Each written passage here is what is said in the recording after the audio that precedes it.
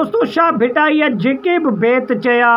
ऐं जेके भी ॻाल्हियूं कयूं हेड़नि नौजवाननि जे लाइ ऐं हेड़नि इनकलाबियुनि जे लाइ इहे शेर ऐं बेत चया अब्दुल शाह भिटाईअ जेके हिननि ॿिन्हिनि ते फिट था अचनि। दोस्तों ये ॿई फनकार सरमंद सिंधी ऐं जलाल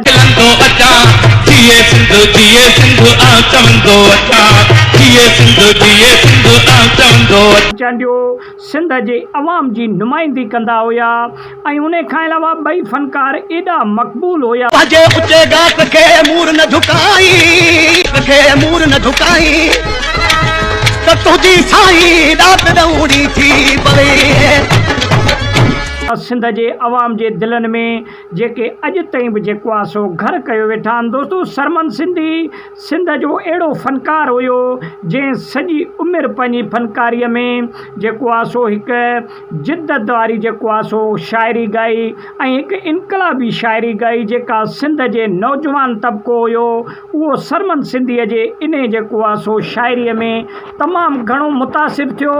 ऐं उन खां अलावा हिकु इनकलाबी सोच आई सिंध जे लाइ ऐं सिंधू देश थियो या सिंध धरती थी उन जे लाइ विढ़ण जे लाइ ऐं उन खां अलावा उन्हनि जे आज़ादीअ जे लाइ जेका जिदोजहद जूं तारीख़ूं स्टार्ट थियूं उहे सरमंद सिंधीअ माण्हुनि जे दिलनि में जान विधो ऐं अवाम जी जेका नौजवान तबिको हुयो ख़ासि करे शहरी जेका आबादी हुई उन में सरमंद सिंधीअ हिकु इनकलाबी क़दम खयां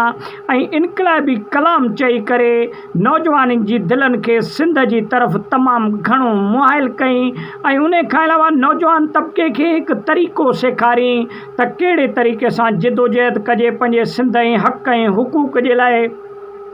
ऐं उन खां अलावा जलाल चांडियो हिकु ॿाराड़ी जो फनकार हुयो उन टाइम में ऐं जलाल चांडियो देही इलाइक़नि में ॿाराड़ीअ में पंहिंजी तबलीग कई ऐं जलाल चांडियो बि हिकु इनकलाबी शाइर ऐं इनकलाबी फनकार हुयो ऐं जलाल चांडिए बि तमामु घणी जेको आहे सो सिंध जे अवाम जे लाइ महिनत कई ऐं उन खां अलावा टोपी ऐं अजरक खे पूरी दुनिया में मक़बूल करण वारो ऐं सिंध जे सक़ाफ़त खे उजागर करण वारो जलाल चांडियो ई उहो फनकार हुयो जेको जलाल चांडिए जी सूरत में पूरी दुनिया में मक़बूल पियो थिए ऐं सिंध जी सक़ाफ़त खे मक़बूल पियो करे। दोस्तों उस्ताद बुखारी हिकु सिंध जो वॾो शाइर हुयो ऐं उस्ताद बुखारी सिंध जो हिकु दरवेश शाइर हुयो जंहिं उस्ताद बुखारीअ ॿिन्हिनि फनकारनि में उहे गुण ऐं उहे जेको आहे सो असर ॾिठा। इन जे करे उस्ताद बुखारीअ सरमंद सिंधी ऐं जलाल चांडिए खे पंहिंजी शाइरी बि ॾिनी ऐं तमामु घणी शाइरी ॾेई करे ऐं इन्हनि ॿिन्हिनि फनकारनि सरमंद सिंधीअ खे रूबरू पाण सां गॾु बि जेको आहे सो सरमंद सिंधी ऐं जलाल चांडिए मुख़्तलिफ़ महफ़िलनि में तमामु घणी जेको आहे सो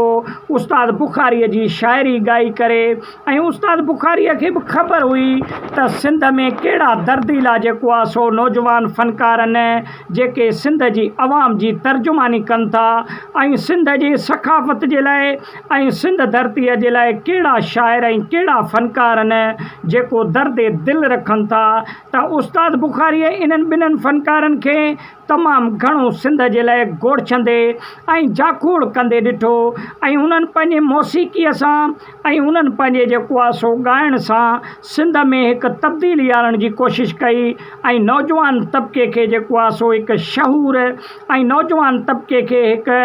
बुर्दबारी आणण जी कोशिशि कई इन्हनि ॿिन्हिनि फनकारनि त जीअं सिंध जा नौजवान जागिन ऐं पंहिंजे हुकूक जे लाइ ऐं पंहिंजे हक़नि जे लाइ उथी करे रिसेशन कनि ऐं उन खां अलावा पंहिंजे हक़नि जे लाइ निकिरी करे ऐं जिदोजहद कनि। त दोस्तों सरमंद सिंधी तमामु हिकु इनकलाबी जेको आहे सो फनकार हुयो ऐं सरमंद सिंधीअ खे लखे माण्हू ॿुधंदड़ हुया